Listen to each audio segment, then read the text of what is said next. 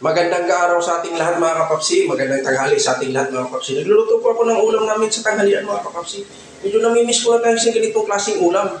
Marami na rin akong upload na ulam na ganito, marami na rin akong recipe ginawa nito. Kaso lang, iba-iba ang proseso sa paggawa natin ito mga kapapsi. Ito ang pinakadabis na recipe ko. Ang daming ricados mga kapapsi.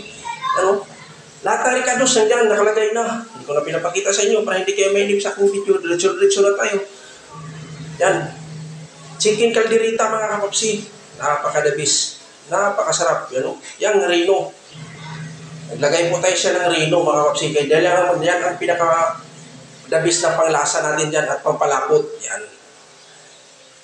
Kunting halo na lang yan sa mga kapapsi kasi luto na yan. Lahat ng gulay nandiyan na, nilagay ko na ng patatas at saka carrots, hindi ko na nilagyan ng pizza dahil para maiba naman siya. Kaya kung sino pang hindi kumain dyan, sabayan nyo ako mga kapapsi, kain tayo. Yan, napakasimpleng ulam, pero para sa akin ay napakasarap na mga kapapsi. Sobrang lambot na yung manok natin, dahil medyo na-overcook siya. Dahil hinahabol ko po yung ricados natin. Nauna yung manok, kasi yung manok pala, pinapakuluan na ni Mrs. Ay nung dumating ako, nakaready na lahat, ako na nagluto. Kaya, inisa ko pa siya, lalo na. Pero sa akin, napakasarap rin, maganda pala pag malambot. Malambot. Tapos ang kanin natin mainit pa, kusok-kusok talaga, mga kapapsi, ay medyo gutom na rin, kailangan ng susuko na talaga tayo.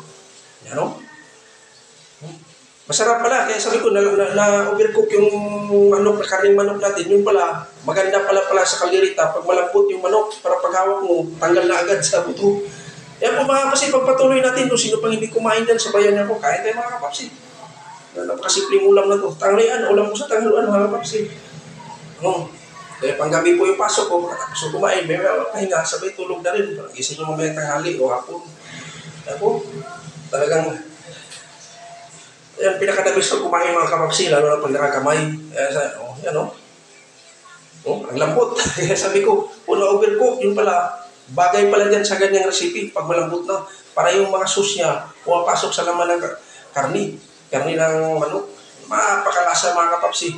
Nilagyan ko pa ng bell pepper, lalo, bumabango. Yan.